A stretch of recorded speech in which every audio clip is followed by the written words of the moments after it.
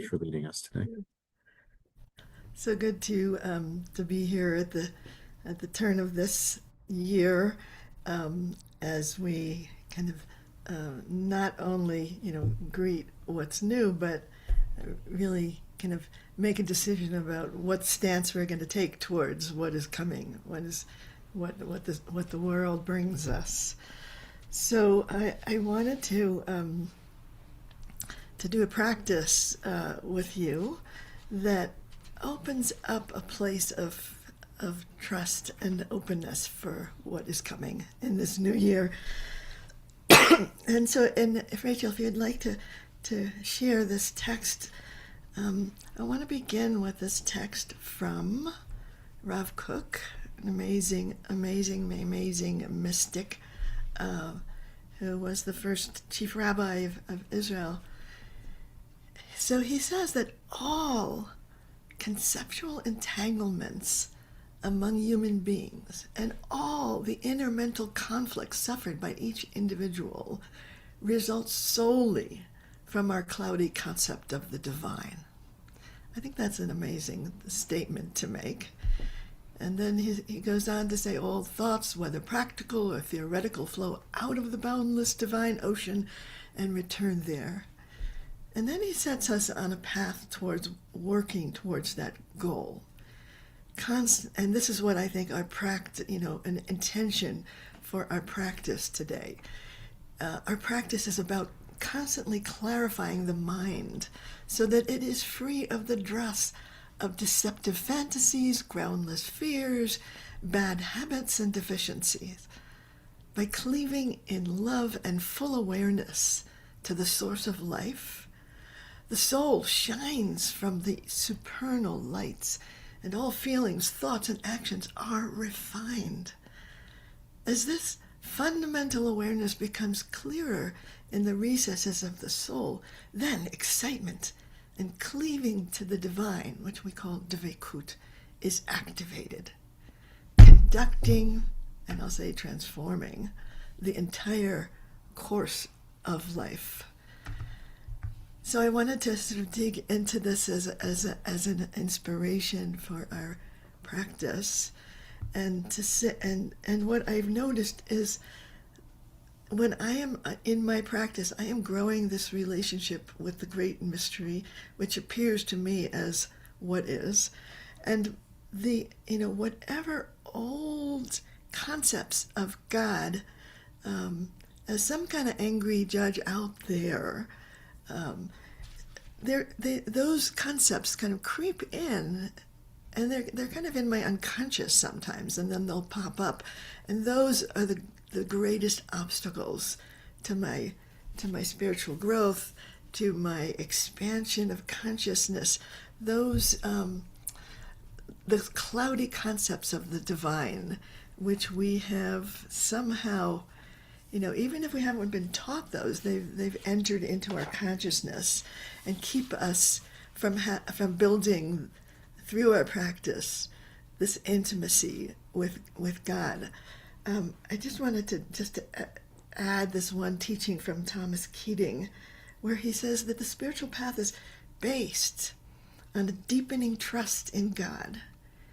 It is trust that first allows us to take that initial leap into the dark to encounter God at deeper levels of ourselves. And it is trust that guides the intimate refashioning of our being, the transformation of our pain, woundedness, and unconscious motivation into the person that God intended us to be.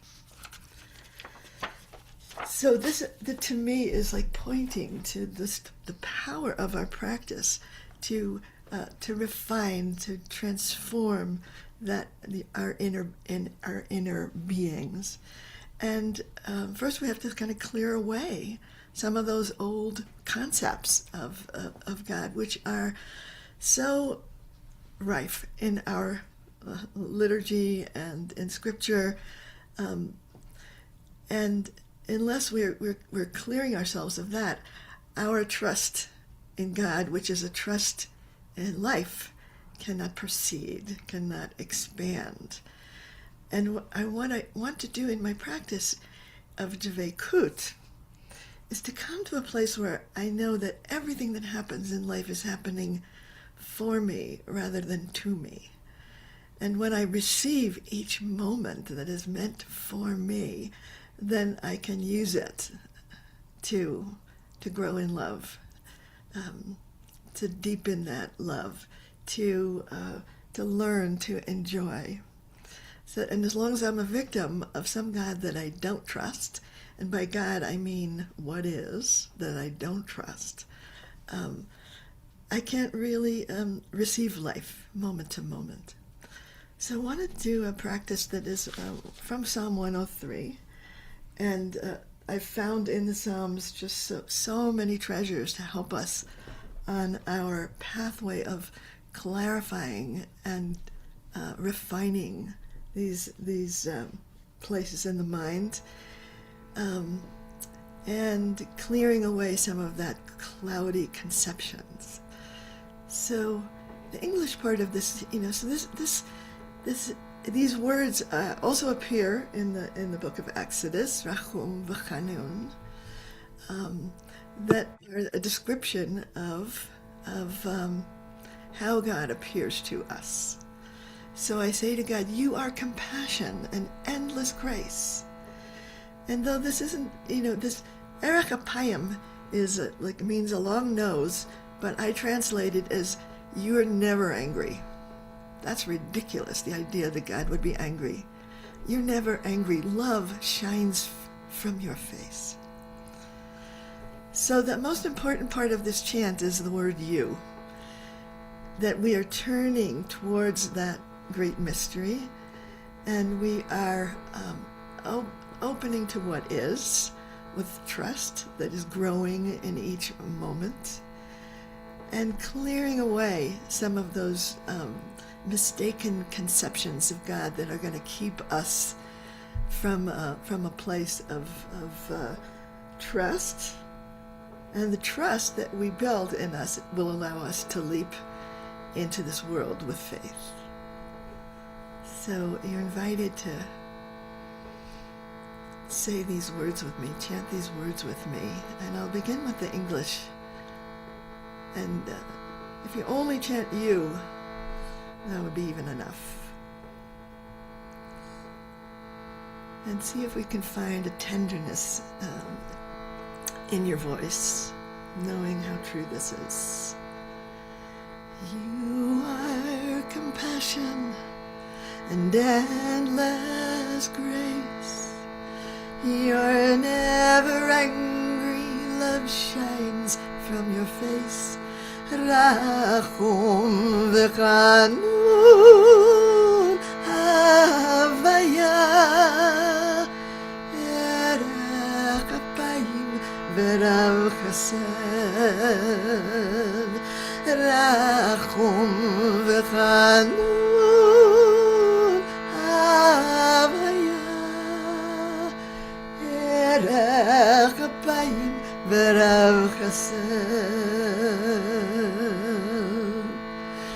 You are compassion and endless grace. You're never angry, love shines from your face. Rachum v'Chanun Havaya Erech Apayim v'Rav Chesed. Rachum v'Chanun Havaya Erech Apayim v'Rav Chesed. You are compassion and endless grace. You're never angry, love shines from your face. Rachum v'Chanun Havaya Erech Apayim v'Rav Chesed. Rachum v'Chanun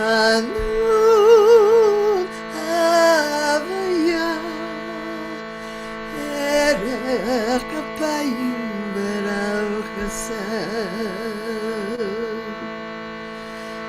You are compassion and endless grace. Your never angry love shines from your face. Rachum v'chanun havaya erech apayim v'rav chesed. Rachum v'chanun havaya erech apayim v'rav chesed.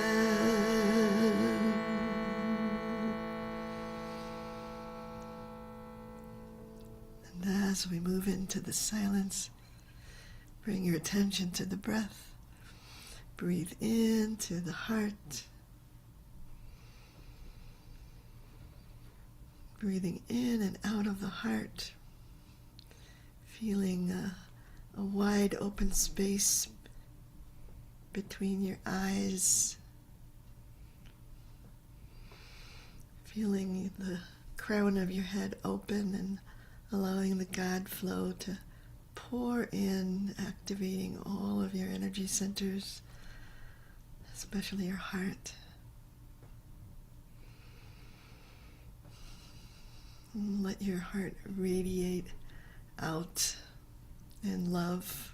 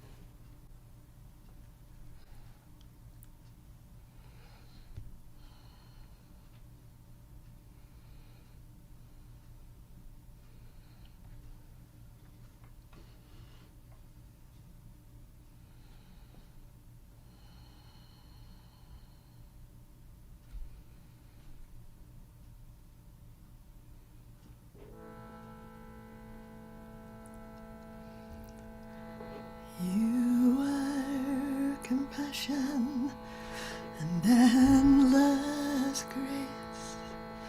You're never angry, love shines from your face.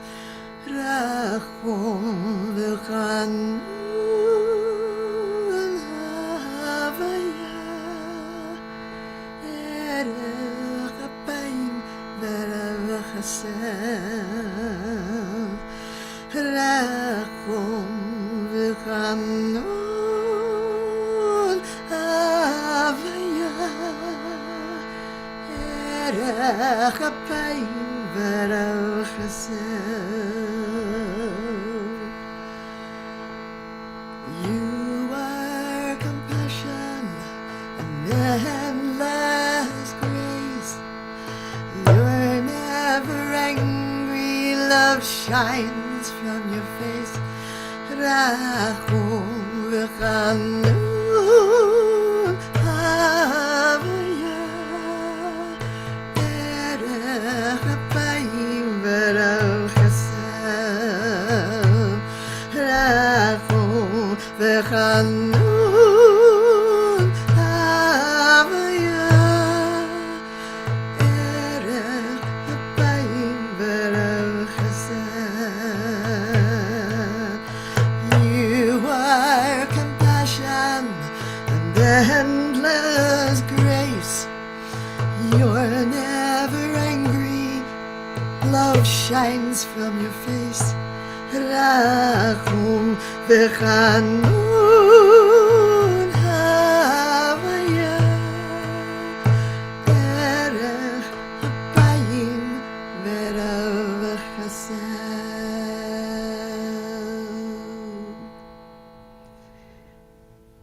Each new awakening to God changes our relationship to ourselves and to everyone and everything else. Growth in faith is growth in the right perception of all reality.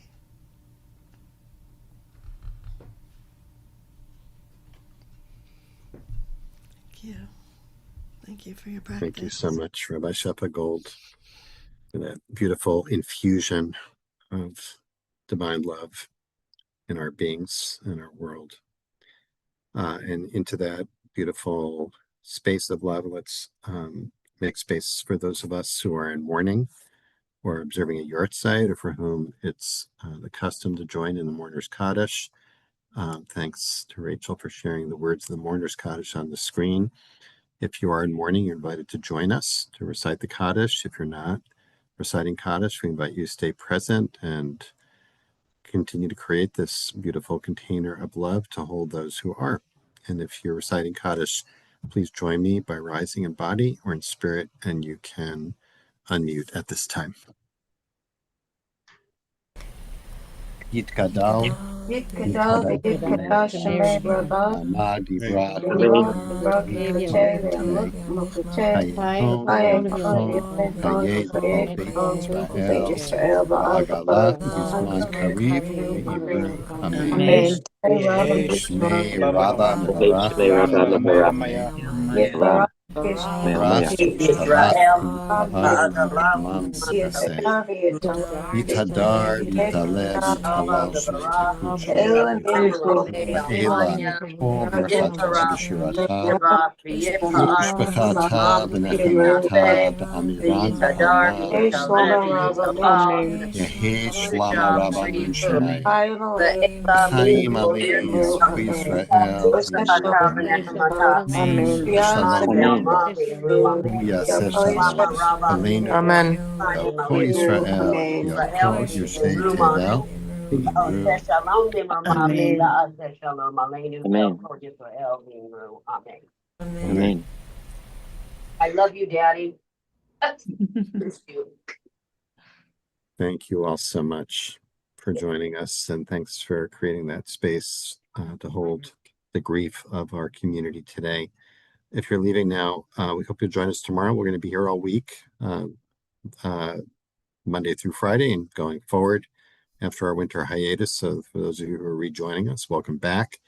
I do want to just take a moment here to invite people, if you know somebody who you think would benefit from or um, would enjoy or would benefit from and enjoy our practice or community. If you know somebody who's in mourning who needs a place to express their grief and go through their mourning process, if you know somebody who is going through a difficult time or health-wise, etc., please let them know about the opportunity to join us.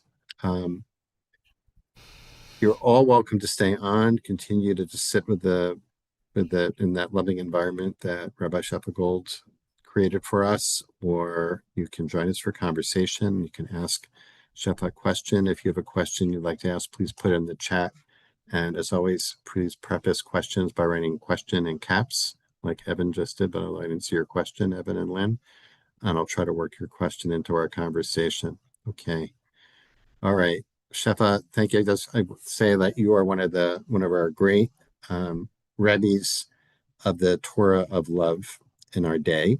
So I want to thank you for that and for, I would say, your relentless teaching and practice and manifestation of love as a Jewish spiritual path, which for many of us really, and maybe for you as well, was not what we grew up with, right? What we didn't learn. So a lot of unlearning is, and a lot of new learning is required of this.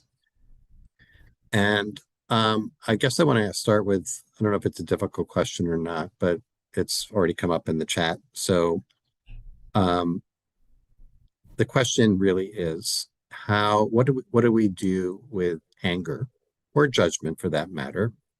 If, as Rob Cook seems to say, that's kind of a clouded understanding of the divine. If we had a less cloudy, clearer, more unmediated experience of the divine, we would discover that the divine and life, the universe, however people want to understand it, is infinitely loving, forgiving, and as you were saying, at least in the chat, without anger. So Well, what do we do? I'm not saying that I don't have anger. Right. I'm saying that I'm receiving life not as God's anger. Mm-hmm. But because that has never made any sense to me. Mm-hmm. Like people get angry, you know, and that is normal and natural. And then we find a way what to do with that energy of anger, how to work with it, how to transform it. Mm-hmm. And then it's an important part of being human. But Right. it's but to but it what happens when we something bad happens to us and we feel like God is angry at us, Mm-hmm. that sets up this, that's the cloudy thing, the thing that Yeah. happens Right. because we're not. Um, uh, I mean, I think that even as a little child, I knew this was that the idea of being afraid of God or being that God being angry with me was. Um, I mean, I always just felt it was ridiculous. It was ridiculous. It was crazy, Right. and and my the way that I want to live my life is to be able to say there are endless challenges in life that I want to meet, and Mm-hmm. I want to meet them with love. Um, but it's not. They're not punished. They're not punishments, or they're not expressions of anger. They're Right. just what it means to be human. That includes, um, a Right. lot of pain along with a lot of joy. You Right. know, and so that what I said about that this life isn't happening to me; it's happening for me. Now, what will I do with it? What will I do with it each moment? Right. Right. So I guess it begs to a couple of questions, and I don't want to get intellectual about this because I think, for example, what you just said was in terms of your own childhood, your experience was that this didn't resonate, that idea of God being angry or punitive didn't resonate, and you experienced it. It sounds, I'm just reflecting back, tell me if Yeah. I got this wrong, is that you experienced that as false, right? And for other people, that may or may not be the case, right? So there's two questions here. One is just how do we deal with all the passages in our sacred texts that do describe God as angry and punitive, et cetera. And they're there along, but they're also there alongside many other passages that describe God as you describe as infinitely loving and forgiving, etc. That's there too. And that often doesn't get the attention it needs or deserves. But how do we deal with those passages? And then the other question, which these are all huge questions, Yeah. how do we deal with that question? And then how do we deal with the question about like how do we transform our human anger into divine love? How do we extract from it that which we're meant to extract from it? Well, you We know, can't do probably can't do both of those, so maybe I'll just choose right. one there. Well, to say that when I encounter that angry God of Scripture, um, I know it's a projection, and I want to have a lot of compassion in response to it Mm-hmm. because it's um, that's and I also want to see that it's a mistake to to receive God that way, and that it gets in the way of then rising to this challenge that I'm facing. And so and I don't take any of Torah literally. I take it as teachings, the Right, teaching stories, you know. right. And so there was something about Sodom and Gomorrah being, it's like what Sodom and Gomorrah represents is unkindness to the stranger, Mm-hmm. and there are consequences when that happens. Mm-hmm. Like we destroy ourselves Right. in that unkindness and that meanness. So it's not like I'm throwing the text out. I'm reinterpreting it in a way Right. that's useful. So in the human, that's great. And I'm with you 100% on that. So in terms of the human experience of anger, um, if we have a kind of non-dualistic sense that divine is in everything, including in our own human anger, the question then becomes, what is a practice by which we can extract from our experience of our own anger something that is sacred and You know, loving? I think of myself as an energy worker, right? Mm-hmm. So when I'm angry, I say, as an energy worker, I say, "Oh, there's a lot of energy here," Yeah. and it's sending me to my Mm-hmm. healing, to my Mm-hmm. healing. Mm-hmm. Like, what is the source of that energy? And and it uh, and I know that until I work with the energy, my anger's not going to do any good in the world. It's it's energy that's raw, that Mm-hmm. needs to be refined and worked with and shaped, um, and then it becomes a source of power, of vision, of transformation, Mm-hmm. but not in my reactivity, only in my wise response. So there's that sacred pause, which I think was what our meditation practice is meant to lead us to, this place where we have the freedom to from our reactivity, Yeah. so that Yeah. we can take that energy and use it in wise response. Again, amen. The choir says amen. Um, uh, I'm thinking when you said that, I'm also thinking about the passage that I know I want to shift the conversation a little bit to the Psalms and talk about this new app and the focus on the Psalms. And we got a little taste of it today. Um, with Psalm 103, is that right? Yeah, We did? yeah. Yeah. So, but in the Holiness Code in Leviticus, where we get to the V'ahavta l'reacha kamocha, loving others as ourselves, a few verses before that, the whole process begins with noticing anger, as you were describing it, noticing grudges and not bearing grudges and not bearing resentments. And um, we don't have time to get into that there, but it seems to me that that whole passage it acknowledges human anger and resentment and grudges and grievance, and it describes a whole process by which that can be transmuted into love. Yes, it begins with awareness, and sometimes Right.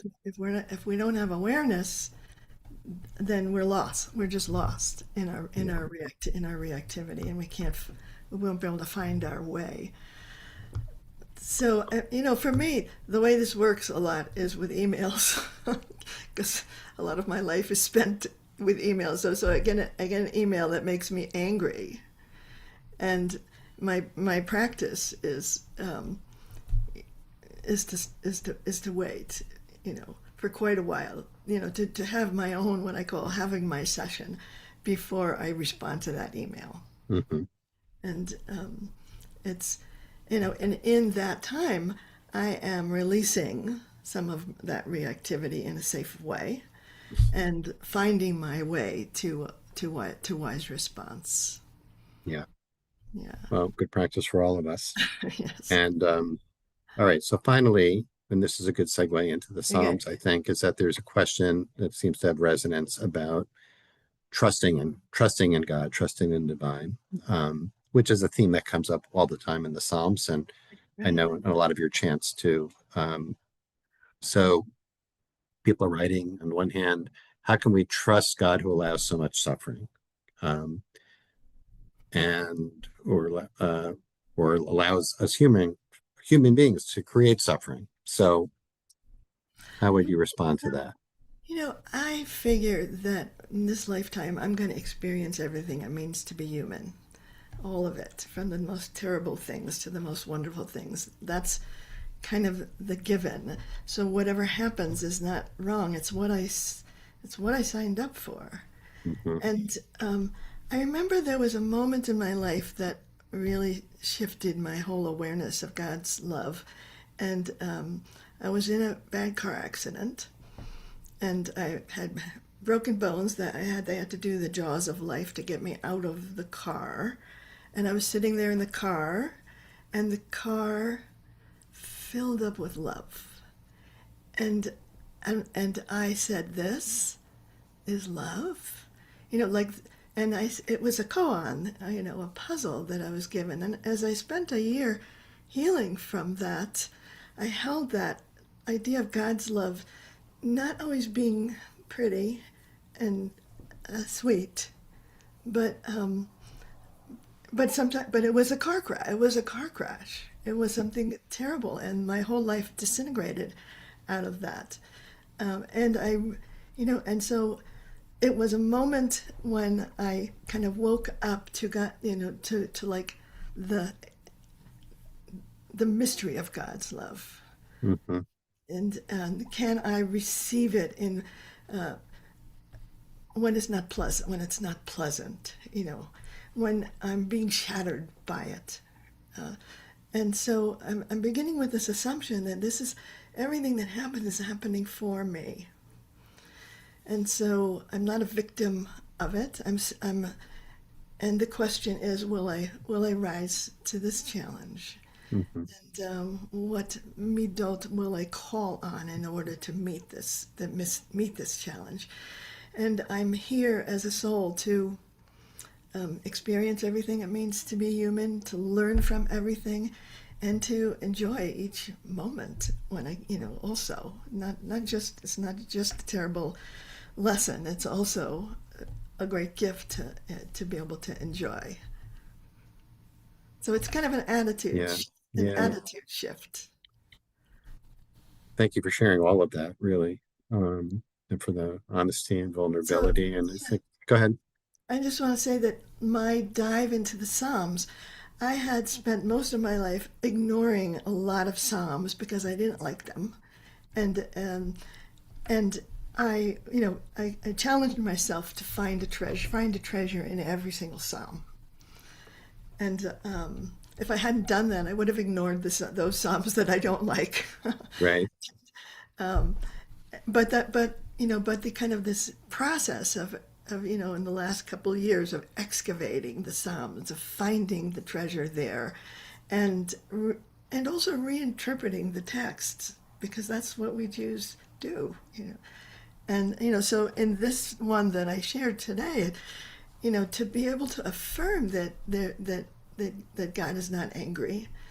The psalm actually has in it a lot of an angry God, but it felt wrong to me. It didn't feel like it had integrity. So I wanted to take that erech apayim and just interpret it as like, oh, you're not, anger is not part of what I'm going to receive from Yeah. God. I'm going to receive God's love in some very striking ways. Well, why don't we, thanks for that. And we'll look forward to the new app that'll be out any moment. So people should check for it, Magic and Medicine of the Psalms.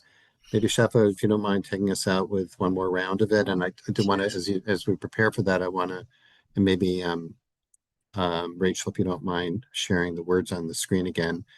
That phrase, Erech HaPaim, which is ascribed to the divine in the Torah, literally means long nose, like lengthy breath. And so I want to encourage everyone to take a nice, deep, long breath as we chant together with Shefa. Thank you so much. Thank you. You are compassion and endless grace. You are never angry. Love shines from your face. Rachum v'chanun havaya erech apayim v'rav chesed. Rachum v'chanun havaya erech apayim v'rav chesed.